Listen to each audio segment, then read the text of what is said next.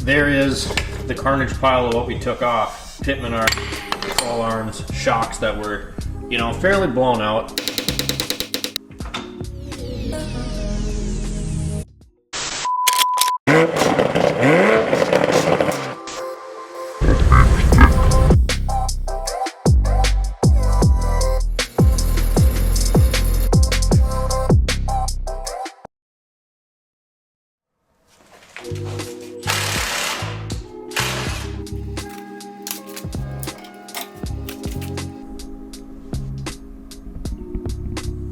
Alright guys, so you can see the carnage, we got a mess going on, but the shop is getting well more organized. You can see our loft setup is coming along. Got all of the unnecessary stuff up there, got some lighting under here, and I just put those on this power switch here. I got a little organization spot for all the vice grips. This is the lathe, little welding area, don't know where some of this stuff is gonna go. All of our excess fluids there.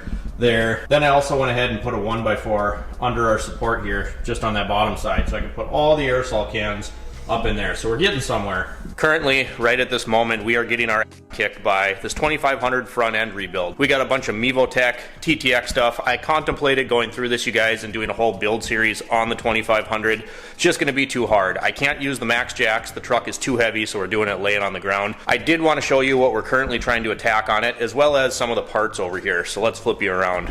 So starting off to do this, we got the sway bar out of the way. You can see the idler there. That's our new one and the old one. There's the new pitman arm.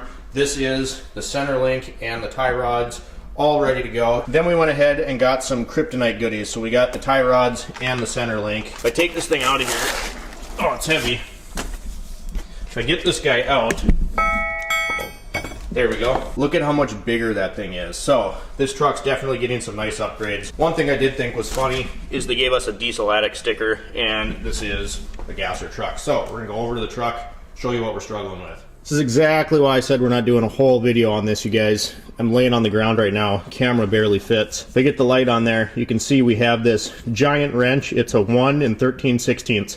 Actually didn't have one this big, so I went and picked this one up at Menards. It's Master Force. If you didn't know, Master Force makes some really nice tools. You look up over here, I have one bolt holding the steering box on. Of course, I secured the steering wheel and disconnected the linkage, because once we get this nut off of here, and that's why it's still bolted up, is so that I have some leverage. Once we get that off of there, my pitman arm puller will not fit on this one. We're gonna make a relief cut in there with a grinder, and then we're gonna take this the rest of the way out, because you can see this frame rail is right in the way. So right now we have enough clearance to get the nut, get the open end of the wrench on there, and it's really tight, but we will not have enough clearance to drop this pitman arm off of here. So once that nut is completely removed, we're going to take that bolt out, slide this thing forward to clear this cross member here. Then we should be able to get that pitman arm off of there. Get you some light, you can kind of see what we're doing. Hat off. Yeah, this is fun, laying on the ground. Oh, and it's to the point where it's really tight, you guys. It's coming, so that's a good thing, but I'm sliding all over the place. Ugh. I mean, this thing is huge, so I got plenty of leverage. It's just, oh, there, it's starting to loosen up. Ugh. We're getting there, slowly but surely. Be nice someday when we have, you know, a lift where I don't have to lay on the ground and do all this stuff.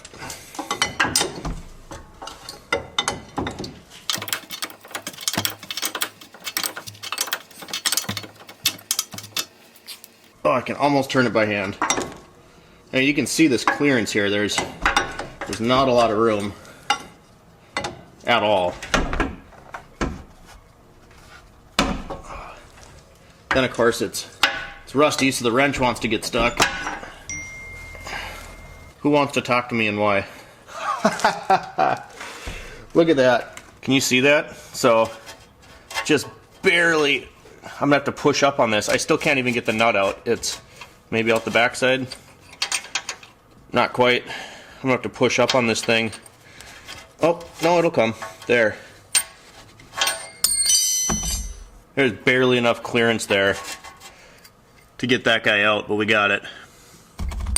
As you can see right here though, there is not gonna be enough clearance for this to come off of here, and so what we're gonna have to do, I like the fact that this is still kind of bolted up in here. I can get some leverage on it because it's still semi-attached. Even if this thing was completely, you know, dangling, I had the steering box completely free, even if my puller would work on this one, it would suck because I'd be fighting this thing. So we're gonna make a relief cut right in here somewhere, and then we should be able to go from the top side down, move it forward or backwards, whichever way is easier.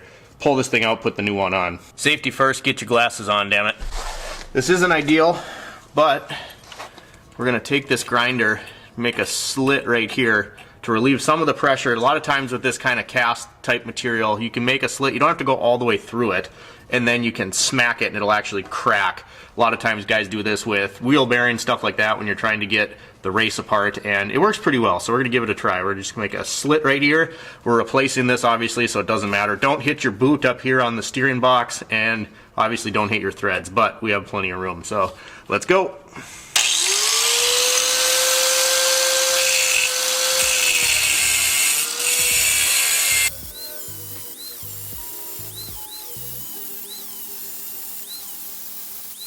And the light is dying, that's awesome, but we got to cut about halfway through. What we're going to do is get in here with the air hammer, stuff a chisel bit in there, give it a couple braps, and that should snap this apart. Guess we're a little farther than halfway, about 2/3 of the way through there, so cross your fingers.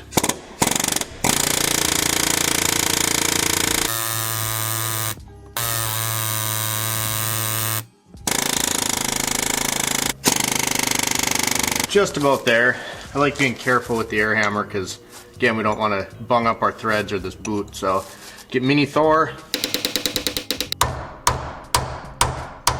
Okay, so that was a great time for the camera today. You can see we got our pitman arm off. We did make that relief cut and crack it, and it would still not come off of there. And apparently I don't have a pitman arm puller that will work on this. My Snap-on ones, Mac ones, none of them would fit. Chased all over town. I'm convinced that this relief cut did help. This thing was very stuck. But what we ended up doing, don't look too closely at my welds here, but I went down to Harbor Freight, picked up their $15 puller so I didn't have to chew up mine. So what I did, I went ahead and I cut both the arms off so that I could actually fit this over this pitman arm. I had it looking nice and pretty a couple times and it kept breaking, so then I just didn't care. 110 stick welders all I had at my disposal and some 6013 rods, so not ideal, but I just gooped up like 3 more rods on each side and it finally held. Might clean this up later and make it look nice, but we got that off of there. So currently right now we're working on getting the center link and the tie rods in the vehicle, and this is not very scientific. You can see my sidewalk chalk there. What we're doing, this vehicle is obviously going to need an alignment when we're done, but I'm trying to get it as close as I can, so I've measured it. We're about 62¼ inches, and this is exactly how I pulled this out of the truck. So what I did, measured that, and then I made some marks on the ground. We got the ends of the tie rod in the Kryptonite kit there, so I'm just going to get it about as close as I can, count my threads, and then I'm not going to put the tie rod ends on right now. I might, I don't know yet, but I'm going to measure it, then place it down in here, make sure it's at least kind of close. Again, this isn't like the end all be all, you guys. I just want to get it kind of close so the alignment's not such a nightmare. You can see right there though, you know, there's our old center link, and it's basically just a piece of steel, right? There is the Kryptonite one. I could take a caliper and measure this thing and tell you exactly how much thicker it is, but it is quite a bit thicker. That's a serious piece of steel. So out with the old, in with the new.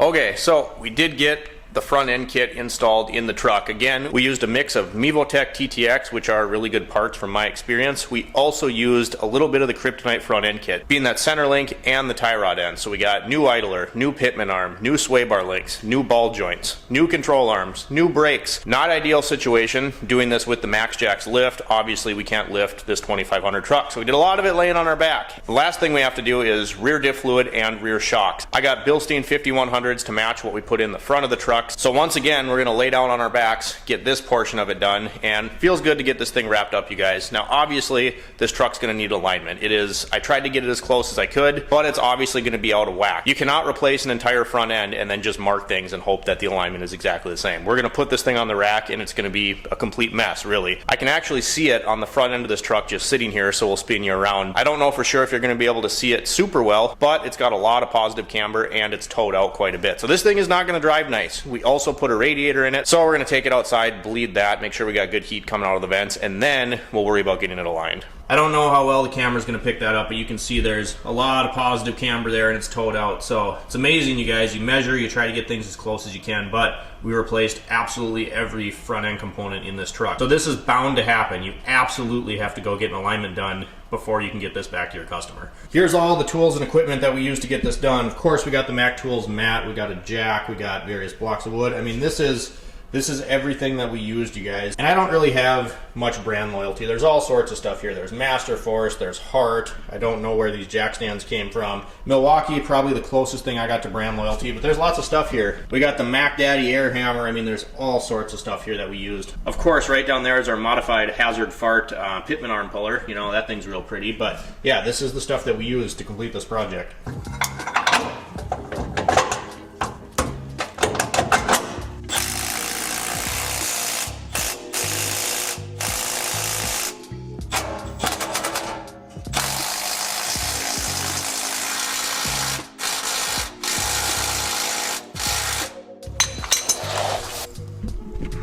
There is the carnage pile of what we took off. Pitman arms, control arms, shocks that were, you know, fairly blown out. Lots of good stuff here. Idler. We could save all this, you know, put it back on later.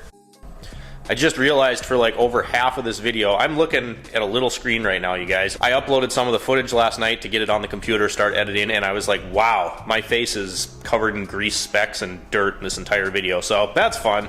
So that is the 2500, you guys. Again, I would have liked to have made a video doing like a step-by-step process, but laying on the ground, getting my camera under there, it was just too hard. Goes back to the someday we get out of this shop and into a shop that has, well, a lot more space. I'll be able to show you some of this stuff, because the plan has always been to get a 12,000 pound Mohawk like I got my old man. And then of course, I'm not gonna get rid of the Max Jacks. I have no qualms with it. You know, it is not a full rise hoist, but this thing has been an absolute workhorse. It is single-handedly the biggest piece of equipment that allowed me to start my own automotive repair business and not have to be stuck at the dealership. So I love it. I'll keep it around for doing brake jobs and just probably in my secondary stall, but that's the goal, right? Is to have 2 bays so we don't have to, you know, do stuff like this on jack stands. I just got back from scheduling alignment on this thing, went to talk to my normal guy who's an old coworker. The hoist is down, so I had to go elsewhere, but that's all good. We got it scheduled, so I'm waiting for a call back on the guy. He did say he also had a trailer wiring concern, so I want to get a little more information on that. So then we're done with it. You know, radiator's in, whole front end is done, get the alignment done, take it for a test drive, customer can have his truck back. If you guys enjoyed the video, drop me a comment down below, like and subscribe if you've not already, and as always, we'll see you next time.